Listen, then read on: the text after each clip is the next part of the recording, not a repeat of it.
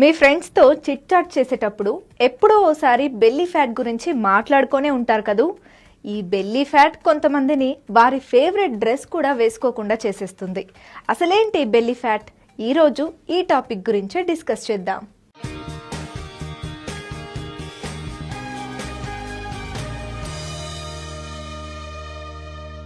ఈ belly fat కు చాలా పేర్లున్నాయి. ఇది ఎన్నో క్రానిక్ హెల్త్ కండిషన్స్ కు కారణమవుతుంది. దీనివల్ల high blood sugar level, high blood pressure, లో లెవెల్స్ ఆఫ్ గుడ్ కొలెస్ట్రాల్, ఇవే కాక డయాబెటీస్ వచ్చే ప్రమాదం పెరుగుతుంది. గుండెకు సంబంధించిన సమస్యలు పెరిగే ముప్పు ఉంటుంది. పొట్టలో పేరుకునే కొవ్వు ఆరోగ్యానికి అసలు మంచిది కాదు. బెల్లీ ఫ్యాట్ వల్ల ఉత్పత్తి అయ్యే ఒక ప్రోటీన్ వల్ల కడుపులో మంట పెరుగుతుంది. ఇంకా చెప్పాలంటే బెల్లీ ఫ్యాట్ వల్ల ఏర్పడే మరో ప్రోటీన్ ప్రభావంతో రక్తనాళాలు నేరోగా అంటే కుంచుకుపోతాయి. దీంతో బీపీ పెరిగిపోతుంది. దీని గురించి వైద్యులేమంటున్నారు? బెల్లీ ఫ్యాట్ శరీరంలో మిగతా కొవ్వు పదార్థాలతో పోలిస్తే హానికరమే. కొంతమంది శరీరం లావుగా లేకపోయినా వారికి బెల్లీ ఫ్యాట్ మాత్రం ఉంటుంది. శరీరంలోని మిగతా కొవ్వుతో పోలిస్తే ఈ బెల్లీ ఫ్యాట్ కణాలు డీజెనరేట్ అయినప్పుడు చాలా టాక్సిన్లను విడుదల చేస్తాయి. గుండెకు, గుండె ఆరోగ్యానికి ఇది చాలా హాని కలిగిస్తుంది.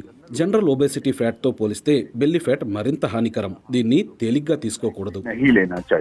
ఈ బెల్లీ ఫ్యాట్ ఏర్పడడానికి మన జీన్స్, వయస్సు, బరువు, మెనోపాజ్ లాంటి చాలా అంశాలు కారణమవుతాయి.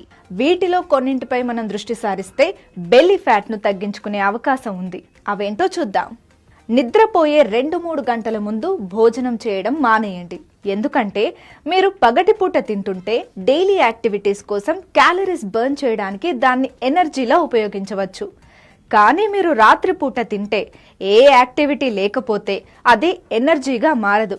దీంతో ఆ క్యాలరీస్ అన్నీ ఫ్యాట్ రూపంలో స్టోర్ అవుతాయి. Trans fats, saturated fats, ultra processed foods ఇలాంటి వాటికి దూరంగా ఉండాలి. ఇక తిండి విషయానికి వస్తే బ్యాలెన్స్ డైట్ ఉండాలి. అందులో ఫైబర్ ఖచ్చితంగా ఉండేలా జాగ్రత్తలు తీసుకోవాలి. ఎక్కువ షుగర్, ఎక్కువ క్యాలరీస్ ఉన్న ఫుడ్ ఐటమ్స్ జోలికి అస్సలు వెళ్ళకండి. దానితో పాటు స్మోకింగ్, ఆల్కహాల్ను కూడా మానేయండి. మీ ఆహారంలో ప్రోటీన్ ఖచ్చితంగా ఉండాలి. ప్రోటీన్ వల్ల మీ పొట్ట నిండుగా అనిపిస్తుంది. హంగర్ హార్మోన్స్ లెవెల్ తగ్గిపోతాయి. దానివల్ల తర్వాత ఏదైనా తిందామనిపించేలా ఆకలి వేయడం ఉండదు. బాగా నిద్రపోవడం కూడా ముఖ్యం. మీరు సరిగా నిద్రపోకపోతే దానివల్ల ఆకలిని పెంచే హార్మోన్లు ప్రభావితమవుతాయి. అంటే అవి పెరుగుతాయి. దానివల్ల మీకు ఆకలేయడం మొదలవుతుంది. అది అనారోగ్యకరం కావచ్చు. రెగ్యులర్గా ఎక్సర్సైజ్ చేయండి. ఫిజికల్గా యాక్టివ్గా ఉండండి. ఎందుకంటే దానికి ఎనర్జీ